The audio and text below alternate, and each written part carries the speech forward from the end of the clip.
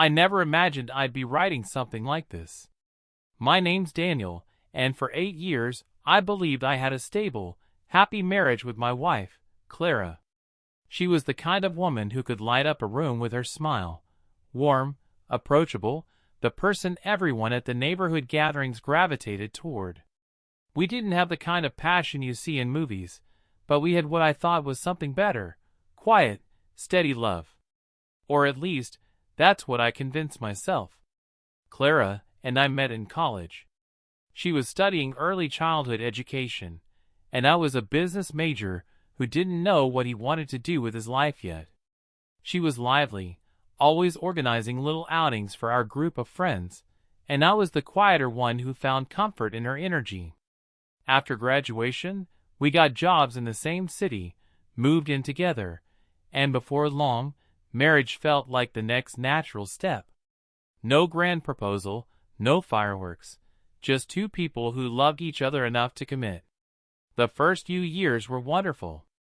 We traveled a little, saved up for a modest but cozy home, and filled our weekends with dinners out and movie marathons on the couch. We didn't have kids, mostly because we both agreed we wanted to enjoy our time together first. But as the years passed, something began to shift, not all at once, just little things I didn't pay attention to at first. It started with her grocery runs. Clara had always liked doing the shopping on her own, saying it was her me time. At first, I didn't think much of it. I was busy with work.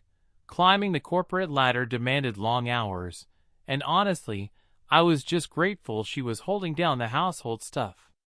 But she started going more frequently. Not just the big weekly shop, but little "I forgot something" trips 2-3 times a week. She'd come back with a couple of things: milk, some fresh bread, random snacks, and always had an odd glow about her. I chalked it up to her liking the break. Then came the changes in her routine. She started paying more attention to her appearance, but in small, subtle ways. She switched from plain t-shirts and jeans to more fitted clothes, soft pastel blouses, nicer jeans, even light makeup for just a trip to the store. I teased her about dressing up for the produce aisle, and she'd laugh it off, saying, "It makes me feel good to look nice." I didn't think it was strange.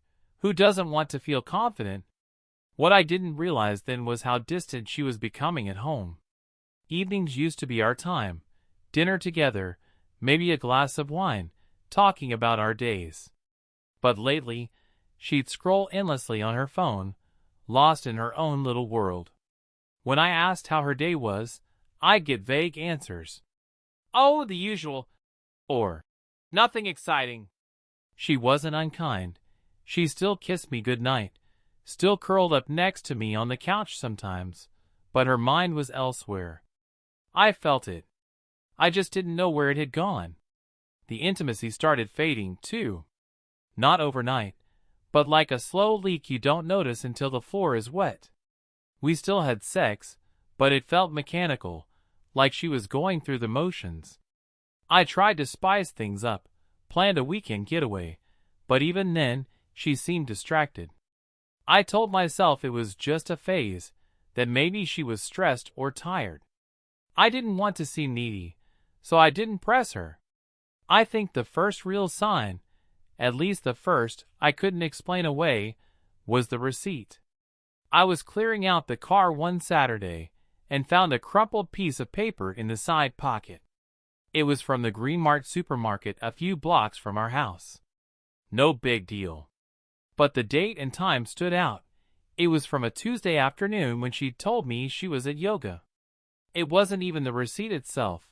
It was the note scribbled on the back. A phone number, and just one word: Eli. I stared at it for a long time. Who was Eli? A friend? Someone from the yoga class? I wanted to ask, but something stopped me. Maybe it was fear of seeming paranoid. Maybe it was fear of the answer. So I shoved the receipt in my wallet and kept quiet. A week later, I noticed she was smiling at her phone more. Those soft, secretive smiles you give when you're reading something meant only for you. I'd catch her texting, and when I'd walk into the room, she'd quickly lock her screen and shift the conversation to something else.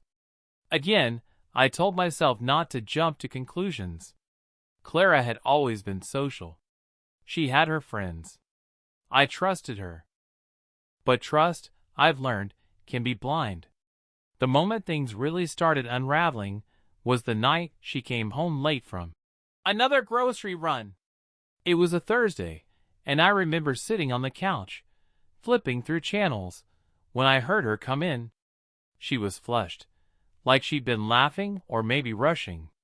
She smelled faintly of a cologne I didn't recognize. Not hers, not mine. When I asked if everything was okay, she just smiled tiredly and said, "Yeah, the store was busy." Then she set down a single grocery bag. Inside were 2 apples, a loaf of bread, and a candy bar. That's when the unease became a knot in my stomach. I wish I could say I confronted her right then, but I didn't. I went to bed next to her, staring at the ceiling, wondering why my gut was screaming at me, wondering what had changed, wondering if I was already too late. After that night, I couldn't shake the feeling that something was very wrong. It wasn't just paranoia. There were too many little details piling up. Clara started leaving the house more often, claiming she was getting some air or just running errands. She began guarding her phone like it was a lifeline, always face down on the table, always locked. I told myself I wouldn't snoop. I didn't want to become the kind of husband who checked his wife's messages. But a part of me already knew, deep down I knew. The turning point came on a rainy Sunday afternoon. Clara said she was going to the supermarket again. I offered to go with her, but she brushed me off, saying it would be quicker if I go alone. I nodded, pretending not to notice the nervous flicker in her eyes as she grabbed her keys. After she left, I sat there in the silence, the sound of the rain against the windows feeling heavier than usual. My gut screamed at me to do something. So I did. I grabbed my jacket and left, taking a back route toward the Green Mart. I told myself I just wanted peace of mind, that I'd see her car parked, she'd be inside shopping, and I could laugh at how foolish my suspicions were. But when I got there, her car wasn't in the parking lot. I sat there for a few minutes, scanning the rows. Nothing. That's when I saw her. Not in the store, but across the street, walking toward a small cafe tucked beside the supermarket. She wasn't alone. Beside her was a young man, tall, lean, maybe mid-20s, wearing the supermarket's green apron with his name tag still clipped on. He had the casual, easy confidence that made you feel like he belonged anywhere. Clara was smiling, no, beaming, as she touched his arm lightly, the way she used to touch mine when we were still in that honeymoon phase. I froze. They didn't go into the cafe. They stopped just short of it, near a side alley. I watched as he leaned in, whispering something that made her laugh, really laugh, that soft, genuine laugh I hadn't heard from her in months. Then, without hesitation, she kissed him. It wasn't a quick, nervous kiss. It was deliberate, familiar, intimate. I felt the air leave my lungs like I'd been punched. My first instinct was to storm over there, to demand answers, to drag her away. But my feet wouldn't move. My mind went blank except for one thought. It's true. It's really happening. I don't know how long I sat there before I drove away. I didn't want her to see me. I needed to think. My hands were trembling as I gripped the steering wheel, my mind replaying the scene over and over. I felt sick. When Clara came home later, she was glowing. She hummed while putting away the groceries she pretended to have bought, placing them neatly in the pantry like nothing was wrong. I watched her from the living room, silent. She didn't even notice me at first. "Oh, you're still here?" she said lightly. "I thought you might have gone to the gym or something." I forced a smile. No, just relaxing. She leaned down and kissed my cheek. I wanted to flinch, but I didn't. She smelled faintly of rain and faintly of him. I could tell. Maybe that's what hurt the most, how easily she slid back into her role, like she wasn't living two separate lives. That night, I couldn't sleep. Clara was beside me, breathing softly, while I stared at the ceiling replaying every moment of the past few months. The missing pieces suddenly made sense. The sudden extra shopping trips, the secret smiles at her phone, the lingering scent of unfamiliar cologne. Eli. The name on the receipt. I needed more than just that kiss to be sure. I needed proof. The next day, I took a half day off work. I went to the supermarket under the guise of picking up a few things. I didn't tell Clara.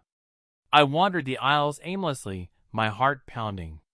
Then I saw him, the cashier. He was bagging groceries for an older woman, smiling politely, making small talk. His name tag read Eli. I stood there frozen, watching him. He was young, too young for Clara, I thought bitterly. Maybe 24 or 25. His hair was messy in that deliberate way, and he had that effortless charm that drew people in. I hated him instantly, but I also couldn't look away. When his shift ended, I followed at a distance. He didn't leave right away. He leaned against the wall outside, checking his phone. Minutes later, Clara's car pulled up. My wife. She stepped out, wearing the same soft smile I hadn't seen in ages. They didn't even try to hide it. She walked right up to him and hugged him like he belonged to her. Like I never did. They went into the cafe together. I didn't follow them in, I couldn't. Instead, I stood there on the sidewalk, drenched in a mixture of shame, rage, and heartbreak, watching through the window as they sat close, talking and laughing like two people in love. I left before they came out. I couldn't bear to see more. Back home, Clara returned hours later with a small bag of groceries, putting on her usual act. She even asked me what I wanted for dinner, her tone light and sweet like always. I answered numbly. She didn't notice my detachment, or maybe she didn't care.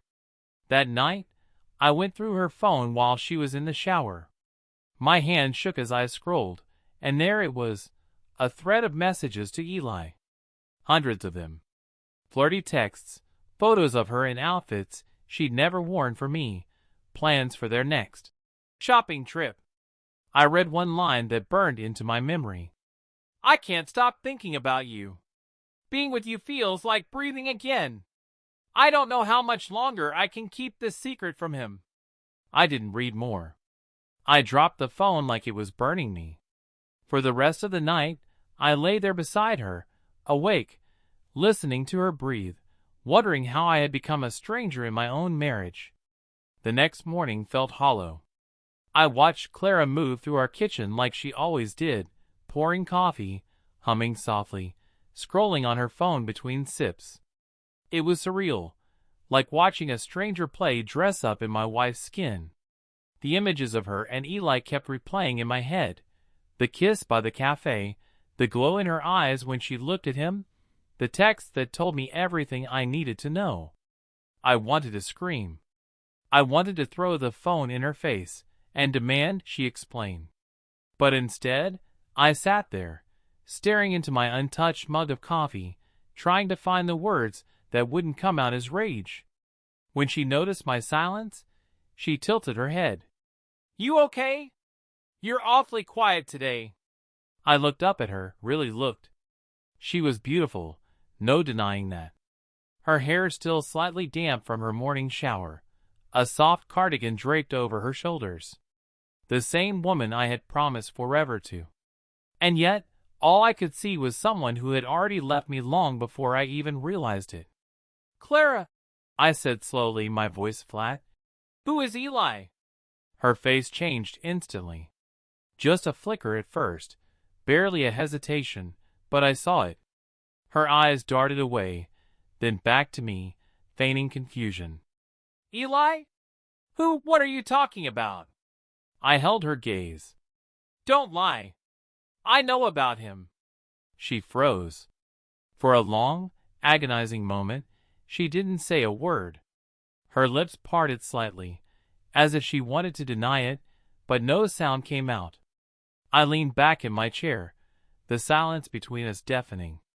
I followed you yesterday, I finally said, my tone low, controlled. I saw you with him. At the cafe. I saw you kiss him.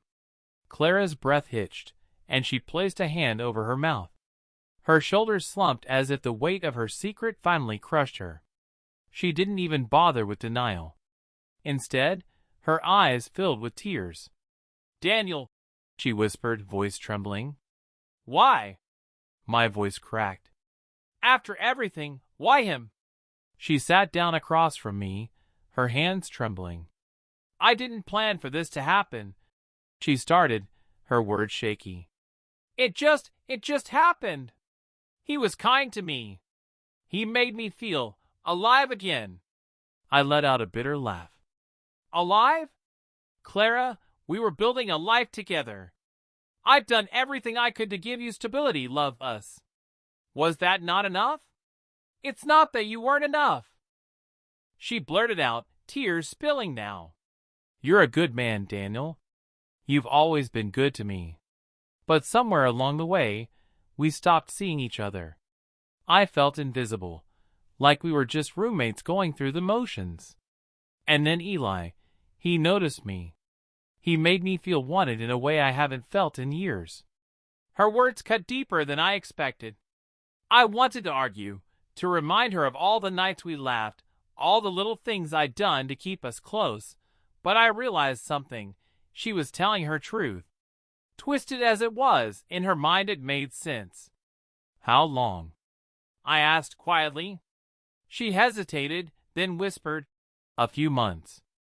I nodded slowly. And Jacob? Was all that extra grocery shopping just an excuse to see him? She looked down at her hands. Silence was my answer. I felt the anger rising, a wave of betrayal so heavy it made me dizzy. But beneath the rage was something worse, emptiness. Like a hollow space had replaced my chest. Was it ever going to stop? I asked. Her lips quivered.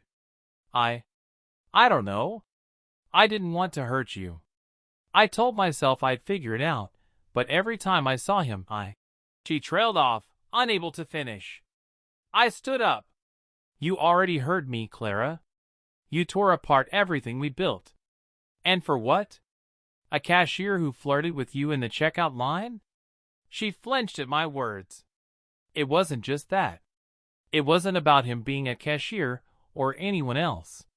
It was about me needing to feel something again. Something I lost. I stared at her for a long moment, then shook my head. You could have come to me. We could have talked, fixed what was broken. But you didn't. You chose him. Her tears streamed silently now. She tried to reach for me, but I stepped back. I can't unsee what I saw, I said, my voice calm but cold. And I can't unknow what you've done. I went upstairs, grabbed a bag, and packed some essentials. Clara followed me, crying, begging me to wait, to talk more. But there was nothing left to say. Before I walked out the door, I turned to her one last time. I loved you more than I loved myself. And maybe that was my mistake. I left. It's been weeks since that day. I'm staying at a friend's place while we sort through the legal side of things. Clara sent messages, long, tearful apologies, explanations that read more like confessions of her loneliness than true regret. She says she still loves me, but she's confused and needs time. I haven't responded. Funny thing about betrayal, it doesn't just kill love, it kills the version of yourself that trusted so blindly. I don't know what's next for me. All I know is the life I had is gone, and the woman I thought I knew never really existed. Sometimes I drive past that supermarket. I see Eli through the window, still bagging groceries with that same easy smile. I wonder if he thinks about her the way I used to. I wonder how long it'll take before she's just another customer to him. And me? I'm just trying to remember who I was before all this.